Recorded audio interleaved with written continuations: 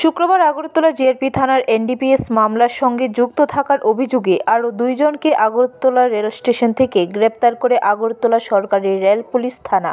ধৃত দুজনের নাম মোহাম্মদ মেহেদি হাসান নাজমুল, বাড়ি সোনামুড়া কুলুবাড়ি দাউদারানি এলাকায়, এবং শাহেনা আক্তার, বাড়ি চরিলাম আড়ালিয়া এলাকায়। তারা মিলিতভাবে দূরপাল্লার ট্রেনে করে মাদকদ্রব্য বহির্রাজ্যে আনা নেওয়া করে বলে তাদের বিরুদ্ধে পুলিশের কাছে খবর ছিল। তারপরে পুলিশ তাদের আটক করে।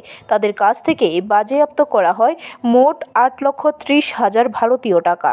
থেকে দুজনকে গ্রেপ্তার করা হয়েছে। তারা অ্যাকচুয়ালি আমাদের আগরতলা রেল স্টেশনে যে মাদকদ্রব্য আনা নেওয়া করে ওইগুলোর সঙ্গে তারা যুক্ত আছে। আমরা ডিউরিং ইনভেস্টিগেশনে তা পেয়েছি।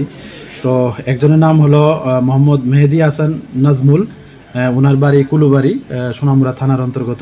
আরেকজন আছেন শাহানা আক্তার, উনি নর্থ সরিলাম আড়ালিয়া বিশালগড় থানার অন্তর্গত। তো এমনিতে তাদের কাছ থেকে আমরা ইন্ডিয়ান ক্যাশ কারেন্সি পেয়েছি।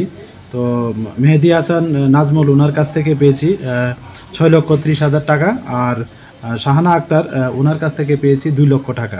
তো এগুলি যথারীতি ওই কেস কানেকশনে সিজ করা হয়েছে। ব্যুরো রিপোর্ট, খবর ত্রিপুরা।